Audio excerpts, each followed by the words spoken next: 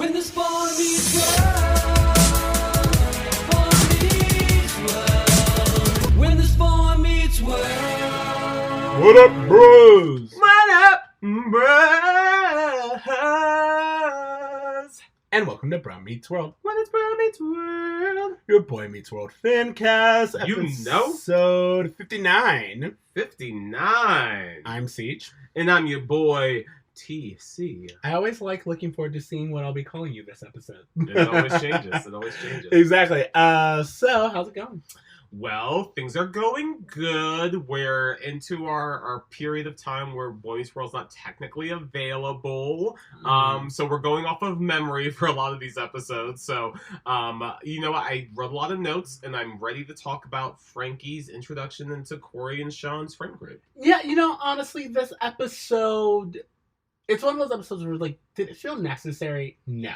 But do I hate it like I've hated some of the previous ones? Also no. You know what? I think this movie was this episode was only necessary because it explains what the fuck happened to Joey. Unfortunately, we don't even see him to say goodbye to him. He's ousted right away. But it's one of those things where Joey's relationship with Corey and Sean actually continues to play kind of an interesting role. So I think the fact that we are seeing him as more of Corey and Sean's friend than just like the bully of the school will kind of lead to more interesting storytelling. But this episode also gives us Jonathan's backstory, which is something I'm really excited to get into. It was not what we thought it was. It is not what we thought it was. And again, I'm excited to talk about it. Yeah, so all right. Let's do the Tell Me About It. Tell me about it. Season 3, Episode 13, New Friends and Old. Mr. Feeney asks Corey and Sean to take school tough guy Frankie under his wing, and they discover his reputation makes younger students their willing slaves. In a B storyline, Jonathan's wealthy ex-girlfriend re-enters his life. Alright, and that's it. Chaos ensues. First episode. First thoughts. My first thought was that, again, we're seeing Frankie being introduced in an interesting way, but I think we really, the lesson of, judging a book by its character is really explored in an interesting way here. All we know of Frankie is him as Frankie the Enforcer, so the audience is kind of having to readjust their expectations of this character in an interesting way.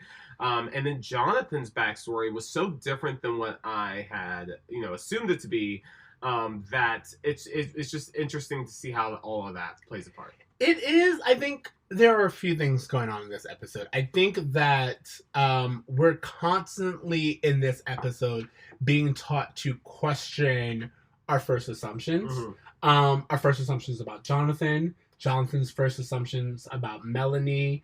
Then we have, our first assumptions about Frankie, and then Sean and Corey's interpretation of Frankie. I think it's just I think it is there are echoes in the two stories, and there's even which I always love. There's even that moment where the two cross over, and that's what I was gonna say. That this episode, if nothing else, is such a better example of some of the previous episodes that we've seen, where the storylines aren't all over the place. They have paralleled teaching points that intersect and help.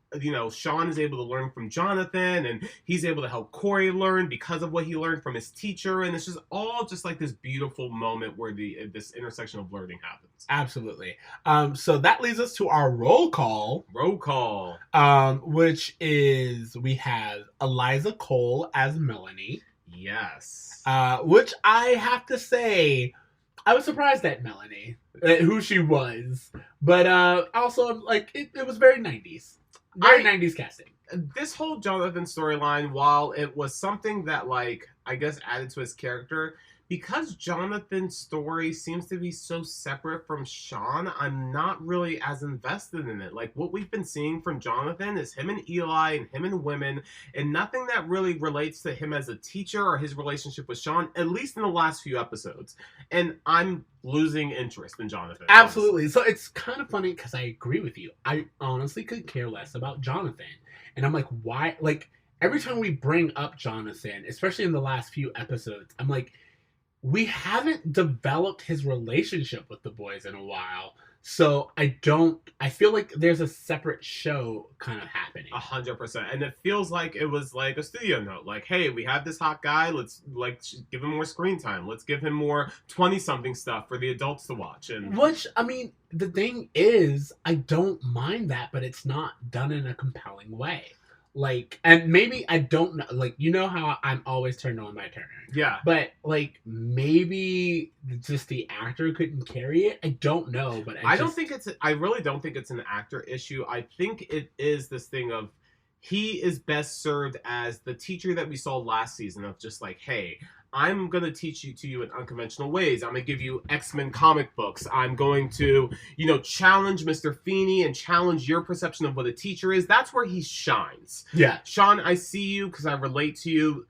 That is great. His stuff with women, I really don't care. Yeah, that's the one thing I will say about this episode is the first note that I have is that, again, we pick up with women are obsessed with Jonathan. And it's like, don't get me wrong, Jonathan is hot, but like, you should want us to think of him as more than just hot guy. Yeah. Like, what's his dynamic with Eli? What's that like? Sure. We know that they're friends, but is their friendship based off of anything? Make their friendship echo Corey and Sean's. I just want more, and I'm not getting it. So what we're talking about is, if you guys have been listening to our podcast for a while, you know that we had this idea that Jonathan came from this big Italian family with like 9 sisters, and he called his mother Ma, and he wore a tank top and ate spaghetti every night. As racist as that was, we now learn that Jonathan actually comes from a wealthy Connecticut family. Yep. He's WASP through and through. Yep. And he left the family business so he could start anew and become a teacher. And he left wealth and all these things where Melanie was included in that. And he feels like she's going to judge him for being a teacher. So his story was that him and Melanie were engaged and Eli calls her the one that got away. So it's not just that they were engaged. It's that we assume that he really did have feelings for her.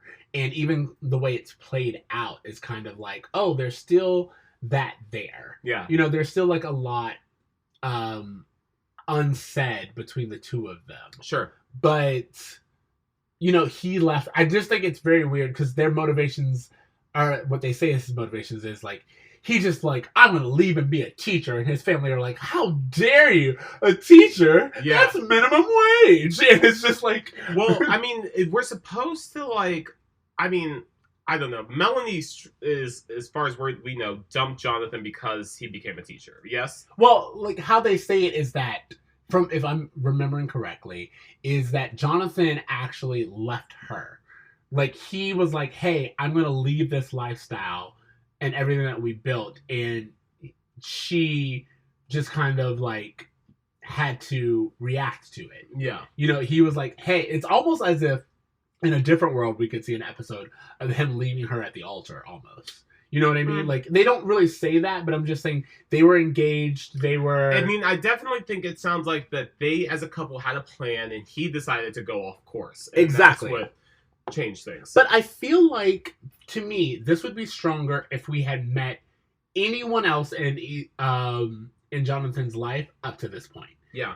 Even if Eli came in and they had hinted that Eli knew about Jonathan's past. Or something like we're seeing Sean struggle with his relationship with his parents. Why not have a voicemail that Sean hears about like Jonathan's parents asking about him and him being like, I don't really talk to my parents that much, or there just being some conflict introduced between him and his family. Yeah, like a little bit of seeds. Like if they planted a few seeds, like kind of like what they're doing with Eric and his education. Yeah. Where it's like, we don't need a lot, but like a line here and there that lets us know that Jonathan is not what he seems. Or even someone being like, I don't know a lot about you. Mm-hmm. You are very involved and you're a fun guy, but I don't know you. And kind of lead us to wanting to know more about Jonathan. I think that would be great. But what we get instead is this person who just shows up with a backstory in hand. Well, the other thing is that this backstory plays no part into who Jonathan becomes and plays exactly no part into like changing his storyline. Like it's one of those things where like, hey, Jonathan used to be rich, he gave it up for this girl, we never gonna speak about it again. It's never gonna have any lasting consequence. So even at the end of this, where it's like this moment of like, oh hey, you know, people are learning to not judge each other based on wealth and all those things, it still is just kind of a pointless thing that only is. Yeah, I agree. I think that's kind of what bothers me about this storyline with Jonathan. I love what it reveals, and I love how it plays out in this episode. What I don't love is that I know it's contained. Why not have him and Melanie continue a relationship of sorts? Absolutely. There's no reason for them not to. Yeah. In all honesty. They seem like they're perfect for each other now. Absolutely. Or here's the thing. I'm not even going to say that I need that, because I do like the idea of how she's introduced is Jonathan kind of describes her as a cartoon character of a rich girl. She gave me money. Yeah, absolutely. Like he comes in and she's just like, oh, she's going to show up in her tiara and her fur coat and like her Beamer, but she still has. Yeah, and just look down on everything that I've built. And I was like, that sounds solely on you. That sounds like a thing you feel about your own life. Why are you inviting her over at all? Exactly. And when she shows up and she's in like jeans and cash, he's like taken aback. He's like, where's your, I don't know, Chihuahua? You know, like and like all these other When things. is it revealed that she does again? She started her own company. Okay. And I thought that was really nice. And like, oh, it's a bookstore, right? Yeah. Yeah. And but here's the thing. I feel like it's really funny. What I love about this episode is that Melanie is constantly pushing against Jonathan's expectations, and it kind of shows us who Jonathan is, because Jonathan's just always like, I expected this from you. And she's like, yeah, well, no. She's like, I moved on, number one. I became my own person. I have all of these things. Yeah, I still have my Beamer, but like, I realized that I can have both. Yeah. And in a way, she's kind of the better version of Jonathan. Sure. Because Jonathan, like, left his family and shunned it all. And she's like, no, you forced me to think about things and re-examine my life choices. And I had to come up with a backup plan because you destroyed the plan that we have. But now I realize that there is a balance. I can lean into the part that I was raised in, but also be my own person. I think this storyline would have been so much stronger if instead of old girlfriend, we were talking about Jonathan's dad. Him and his father having like this point of contention because of the way he like left things. Sean seeing the relationship between Jonathan and his dad and then understanding Jonathan better, building that bridge between them. That would have been so much more effective of a storyline than just this girl that pops up and we never see her again. In all honesty, that's when I said earlier that I wish we had gotten like a prelude to this. That's what I was thinking of. Yeah. I was like, if we had an episode before where we saw Jonathan's dad, or have Jonathan's dad come into town and be like, hey, Melanie's on her way. Yeah. And you know what I mean? Like, I see. What I'm saying is if you want to keep both, the explanations that Eli gives, why not have Jonathan's dad or Jonathan's brother or someone who's from that world be like, hey, I came, but I only came to tell you that Melanie's on her way. And you're about to be hit. And then we get this kind of lived-in world instead of just this alien to the story. And it sheds more light on Jonathan, but not in a way... Like, I'm more interested about Melanie than I am Jonathan. I'm not interested in either. No. Okay. Yeah. Do you want to get into this Frankie storyline? Yeah. So. Oh well, let's just. I first want to say that we start off with Sean and Corey in cheerleading outfits. Do you want to talk about that scene at all? That was gonna be my bro moment. Oh, was it? Okay. Just because I liked the fact that we kind of pick up on. This is one of those episodes that TV does every now and then, where we are used to having hijinks and storylines that are kind of out there, and this episode picks up in the middle of one. Yes. You know, and I liked that. I loved that we were like, okay, we have so many questions. How did you get there? Yes. Why are you doing there? What's going on? And then later on, even Sean and Corey being like, you know, I don't know how to say this, but I kind of like the breeziness. It's like, yeah. I do want to talk about this for a second, because what we learn is that both Frankie and Joey did this prank on Corey and Sean, Yeah. where they, on school grounds, burned their clothes with fire, forced them to wear cheerleading outfits, and sent them on their way. Joey was suspended, not expelled, and Frankie was given detention and a warning. If you set a fire in a school, and like, imagine if you saw this news story, like, kid sets another kid's clothes on fire at school. 2 questions. Have you tried being white? I have not. And I hear it's great. And have you tried being a white male in the 90s? Whew. God, Pre-Columbine, by the way. Whew, if I had $1, you know. I'm just saying that we are dealing with a different world here, and also we're on TV, so hijinks. It's just boys will be boys. But yeah, there is some like little sexist overtones that I'm sure we'll get to in the bro moment. But basically, Feeney tells Frankie the Enforcer that he needs to find better friends, and he recommends Sean and Corey. So what I like about this episode is that Sean and Corey are not good friends. No. And I love that. I love that what we get, again, this is something to where Frankie's evolution, I'm way more interested in, and it's done better, in my opinion. Because Frankie takes Feeney's advice, and he is a side character who gets a moment to shine in a way to where us as the audience, we see that this person is like kind of, his reputation precedes him. And he's kind of stuck in this persona.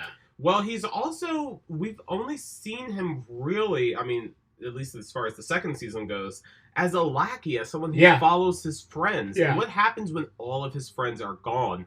I think one of the greatest lines in Boy Meets World history is in the show when Frankie says, "I walk alone in this world if not for the grilled cheese sandwich in my pocket." And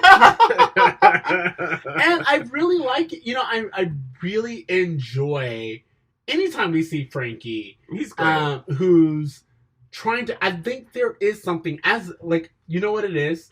And I think this is important. As someone who is tall, 6'4", and as a person of color, when people see you, there are expectations. There are assumptions that are had, and it does not matter who you are as an individual. You always have to combat their expectations. 100%. And I think that this episode does that with Frankie. We see this large, big guy who we, as the audience, have always noticed is actually kind very of a sweetheart. And creative and talented in multiple ways. And we even meet his father, who is intense. That dynamic is fascinating. Also and then we meet his mother. So, like, in a really funny way, by the way. Absolutely. She has been there the entire time. She's in this meeting the entire time, but she's blocked by both Frankie and his dad. You don't even know she's in a room because she's so tiny. Exactly. And so, from that, it's really interesting for this episode to explore what it means to be physically different from everyone else and have to either lean into that, which is what Frankie does in the beginning, or try to fight against it and still have people stick with their assumptions. Yeah, totally. One of the things that comes up that we see is that Corey comes up with this idea to become Frankie's friend to avoid getting beaten up. Yeah. This storyline, I don't know if it kind of reminded me of a Hey Arnold episode. Yeah, very Hey Arnold. Just like hey, you know what? You're a bully, but we're just going to help you out and you can follow me and I'll show you the ropes of how to do this. But it turns into this thing of the boys taking advantage of Frankie. Yeah, and honestly, now that you've said it, this completely could be a Hey Arnold episode.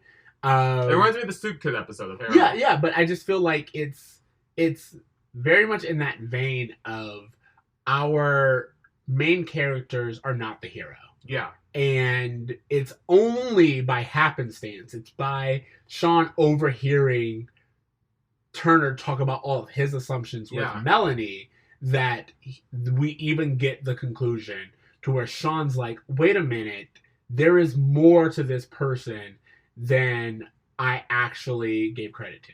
I just want to say that, like, I may have mentioned this before, but the fact that Frankie has lasted so much longer than his counterparts, the fact that Frankie gets so much screen time with him being the kind of actor that he is in the 90s is kind of dope. Like, it's very rare that, like, this kind of person gets this much screen time on a primetime television on a network show. Absolutely. So, like, for, like, the idea of just having this very large guy, you know, getting these storylines, I feel like it's kind of dope of Boy Meets World. Like, it's not something you would see on some of the other shows. He's kind of, at this point in time, I wouldn't give him this credit throughout the show, but I feel like at this point in time, he's kind of like the Gunther. Yeah, From Friends, you know, where it's like he's a character that we don't really spend a lot of time with, but we still, or Janice, I think would actually be a better analogy, to where it's like we don't get a lot of time with them in the arc of the series, but we do have an understanding of where they come from and their motivations. Well, one thing I will say is that I feel like Gunther and Janice stay pretty one note, whereas Boy Meets World does a pretty good job of making Frankie 3D. I think that Janice, at least, the reason why I changed her character is she's actually not one note in the first 3 seasons. She only becomes one note in the later seasons. Guest stuff, yeah. When, like, in the later seasons, they just make her this annoying person, whereas in her first 3 seasons of appearances, she has family, she has an ex-husband, she has feelings about Chandler and all this, you know, she has like an interaction with the group, and it's only later on when the writers decide that she's just annoying cameo person that she becomes one note. But she actually, you know, she leaves Chandler at one point in time. Sure. She's like, this isn't working. I have to do what's right for my family. And I feel like that's what we get with Frankie right now, where we are getting someone who was a side character, but the writers realize you're actually pretty interesting. Yes. And I feel like they just found a character that could really build something out with. What do you think of the way that Joey is treated in this episode, his farewell? You mean the fact that he's not? Yeah. Of course, I don't like it because I feel like we've given everyone else a send off. We gave, we even gave. Well, Minkus didn't get a send off. I mean, he had like a final. Well, actually, I will argue Minkus does get a send off, but not yet. Not yet, but he does get a send off. And so does Mr. Turner. But Joey just doesn't. Harley got a send off. Harley got a send off. Griff got a send off. Yeah. The only person who didn't get a send off is Joey. And I feel like Joey actually participated more. There's one scene where they're talking about, hey, yeah, we want to be your friend. And, you know, Sean, they're like, oh, we can go to poetry meetings. And Sean's like, I hate poetry. Which, if you know where Sean's character goes, I know, right? It's always super hilarious. interesting. Yeah. There's one scene where that I want to talk to you about. We get some interesting language from Corey, who, when discussing Frankie with his mother, says he doesn't need friends. He's a thug. He scares people. Yeah. Thoughts? Yeah. I wrote that Frankie is considered a thug, but he mostly just walks around. We show him Frankie is just moving through the hallway. Well, no, that's the thing, is that, like, I feel like Boy Meets World does... They create this juxtaposition with Frankie, because on one hand, he's just a sensitive poetry-reading guy, but he just burned their clothes to the ground. Well, we didn't see it, so we don't know if Joey did it and he just didn't stop him.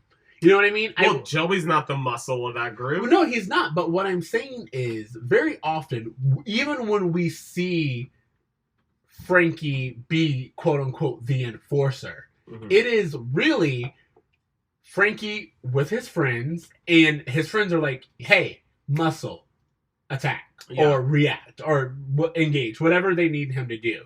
And even when the boys do it, we see that they are like, oh, hey, you won't like it when our guy Frankie shows up. And Frankie's presence alone creates this fear. And I don't blame him for every now and then just leaning into that fear. But I have a very strong idea that Frankie showed up to school one day large guy. Everyone avoided him out of fear, and the only people who spoke to him were Joey and Harley. I do think that the reason why Frankie was with him was because he was hanging out with these people who he felt like these people accepted him because they felt they could benefit from him. And Frankie even goes as far as to say that to Feeney later in the episode. I actually like that Feeney's like one-on-one was with a student that wasn't one of the main kids. Yeah. Where he's like, you know I what? loved that. Yeah. You know, Corey and Sean are basically using me as the enforcer the same way that Harley and Joey did. And I love that Frankie got to a point where he was like, I'm done being used by people. And I thought that was a very mature thing for him to kind of come to, and him to be brave enough to be like, you know what, even though these people, like, this is my only chance of making friends, and I'm willing to risk that just so I can have more sincere friends. Yeah, when will they stop taking advantage of me? Yeah. And Feeney's response is, when will you stop letting them? Yeah. And again, I love that we get Feeney's interaction with another student, and I love that advice. It's very, I feel like it's something that even as adults, you start to be like, my intentions are so pure, and my intentions are great, and why won't anyone appreciate that? And Feeney's like, well, what are you doing to stop them from doing that? Like, are you enabling it? Sure. Are you allowing it? And I think I really value that. Corey and Sean lean into being a bully really easily. Absolutely. Do we want to talk about that at all? Because they like, as soon as they realize that they can scare 7th graders with Frankie, they do not hesitate to take advantage of it. And as characters that got bullied themselves, you would really think that they would kind of have that, like, you know what, let's change the way this dynamic. And actually, not at all. For me, it makes sense. Almost always, you have that reoccurring trope of people who are powerless getting a little bit of power and then being the exact same, being just as cruel as the ones who they hated. And that brings us to another person on the roll call, who is Adam Wiley, who plays Robert, who is another one of these character actors who is all over the 90s. Everywhere, yeah. I don't know if anyone knows this, but he's mostly seen as a child in the 90s. But in the late 2000s, he shows up in Gilmore Girls, kind of as the same dorky character, but as a teenager. And it's really interesting to just see the adult version of him. What's his name? Adam Wiley? Adam Wiley. And he's in Gilmore Girls. He's in Rory's senior class. And I just remember the first time I saw him on that season, I was like, I know exactly who you are, and it's hilarious. Oh, good. Why? I wanted to look him up because I feel like I've seen him in something. He's been in a lot of things. Hold on one second. He was in Child's Play 2. That's where I know him from. He's in a lot of things. I know he's on Full House. I know he's on all of these 90s sitcoms. No. It was Child's Play 2. Like, I had something in my mind. I was like, I know this motherfucker from somewhere specifically. Okay, yeah, cool. Okay, also Robert, a.k.a. Dances with Sweaters. He was also on Walker, Texas Ranger. Oh my god. Can we just talk about Walker, Texas Ranger? I love it. I mean, it makes me really sad to know who Chuck Norris is in real life, but Walker, Texas Ranger was a phenomenon in school. It was. Do you remember that? Yes, I remember.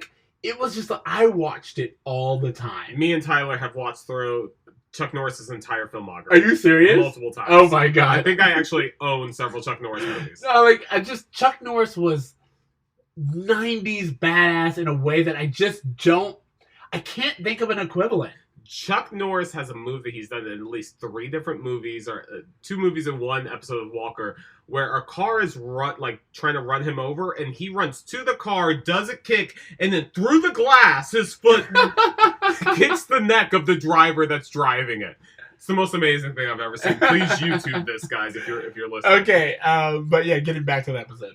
Children of the Corn 5. He's been all over the place. Okay, so Sean hears Turner talking about, you can't judge a book by its cover. Well, what he says is, when you're young, first impressions are wrong. All the time we know each other, but we didn't know each other. And I think that is also something that's very valuable in this episode, that I will probably use as my Feeny lesson, which is just that knowing people and knowing people are very different things. And you could know or be aware of someone, or even in Turner's case, be in a relationship with someone when you're younger, but never really get to know that person. You know what? I have to say, I agree with all of that, but from Corey and Sean's perspective, Frankie is kind of the worst, even as a friend, and here's why. All right, I'm very interested to hear Because from the beginning, Frankie views them being friends as almost like this business transaction.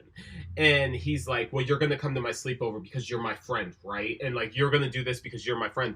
You know, like everything just feels like it's this thing of just like, well, you're my friend, so you have to do this, this, and that. And we have to do it the way I want to. Otherwise, it's disrespectful to me. And don't get me wrong, Sean and Corey absolutely take advantage of Frankie.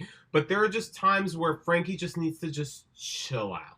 But Frankie doesn't know that. I think what the episode shows us is that Frankie doesn't know what friendship is. He's never had true friends. And I feel, for me, it's kind of like, I think of it like Nell. It's like what you need to do is he needs to be taught. Yeah. He is someone who's never had these things. And so he goes, oh, I guess one of the things that you do if you have friends is you have sleepovers. I've heard of that. So you guys got to come to my sleepover. Do you honestly feel like Joey and Harley had sleepovers with him? Maybe Joey, but I don't know. Yeah, but I don't think Joey and Harley were having sleepovers with him. Yeah. So I think he went off of what he knew about friends. And I think that what happens is, again, because he is large, they just assumed they had to do it. Sure. You know what I mean? And I think that Frankie has an authority due to his size that when he requests something, it comes off as a demand. Sure. Maybe that's it. I felt like Frankie was expecting a lot of friendship where I don't think he ever took the time to try to get to know Corey and Sean better either. So, I mean, obviously it's just a 30-minute and it's a very, like, quick episode, but I never felt like he kind of made the same effort that he was expecting Sean and Corey to make. All right, I mean, but he also didn't take advantage of them right off the bat. Yeah. You know what I mean? Okay, anything else you have to say about this episode? No, I felt like it was kind of, whatever. I feel like we covered our bra moments, unless, do you have a new one? Do I have a bra moment? The only other moment I will say that I liked from this episode is in our epilogue, we get, Frankie's dad, of course, Frankie Sr., and I just love how Amy's like, Francis, you don't act like this at PTA. You know, like she was just like, again, another one of these subverting expectations where she's like, why are you behaving like this? This isn't you. Frankie says something in this episode that I say all the time, where I think it's just this little one-liner that stood out to me when I was a kid watching this, where they're like, Frankie, where you been all our lives? And he's like, around. And I say that all the time and no one catches the reference. Oh god, I've never heard of that reference before, but I really do enjoy it. So did you have an additional bra moment or a Feeny taught me? No, I think the Feeny taught me was pretty laid out. Like, you know, people will stop taking advantage of you when you stop letting them take advantage of you. So yeah, okay. Well, I like that. To that spirit, let's do our grades and then homework. What grade are you giving this episode? B minus. I'm gonna give it a C, but I think B minus is great. And you know why? Because I appreciate that they tied the storylines together. I feel like that's something that Boy Meets World, when they do it well, I think is really impactful. So I'll give it at least a B for the punch. And I'm gonna just give it a C. I feel like it is average. Sure. I feel like this episode is average. As much as I love what was brought up, I feel like the episode as a whole is just average. Sure. Okay, homework. What homework do you have? You know what?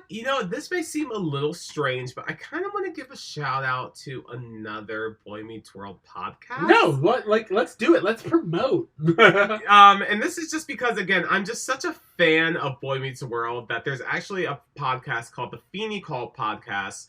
where a group from Chicago talks about Boy Meets World, and they're kind of going through the same journey that we're on, but it's just it's a female and a male, and I just think they have a pretty interesting take on it. Like it's one of those things where it's like, oh, I wish I could have a conversation with them about the show, because it seems like they also appreciate it the way we appreciate it. Honestly, I say we reach out. Yeah, I mean, what's the worst that could happen? They say no. I mean, like exactly. it's fine. And yeah, I think the more Boy Meets World lovers, the better. Exactly.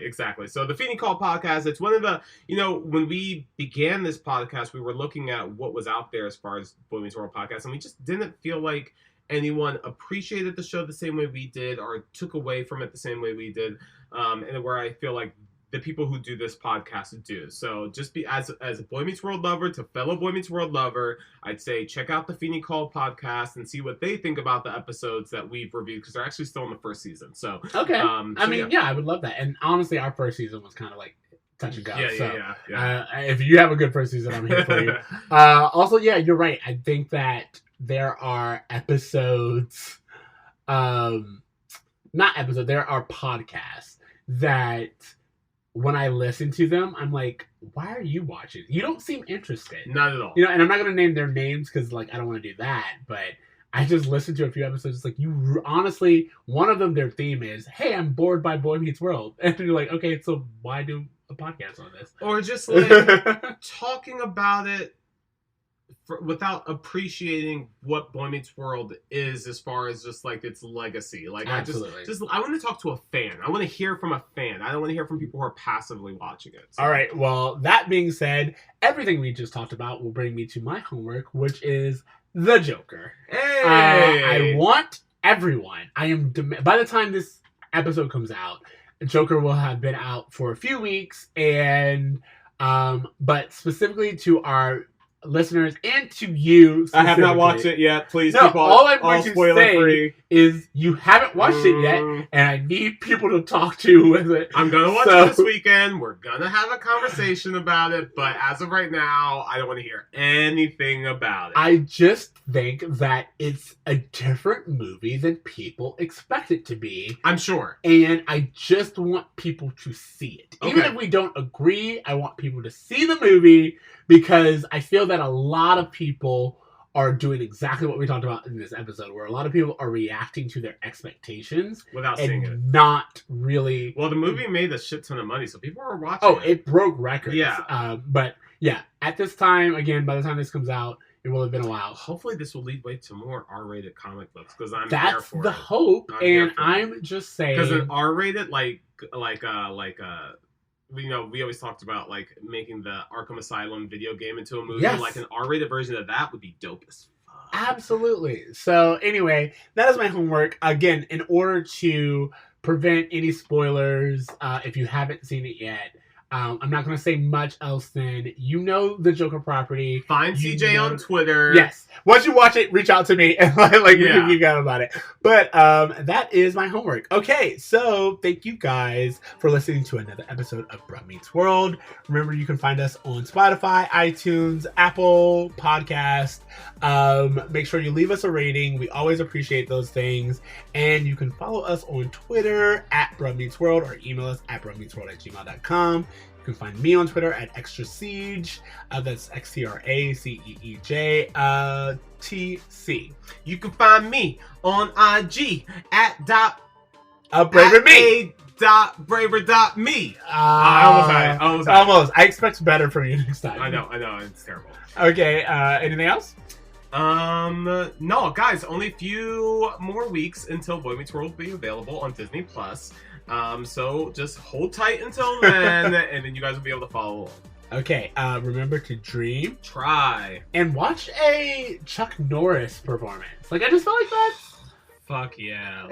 That's the Feeny advice of tonight. Dream, try, and support Chuck Norris. No, actually, so I don't know if you know this, but he is a right-wing nut. It's really unfortunate. You know what? That does not surprise me. I would just say maybe revisit some of his early movies. I was going to say, just look up some Chuck Norris jokes. Those are always fun. There's some great clips on YouTube, yeah. Either way, later, bros. Later, bruh.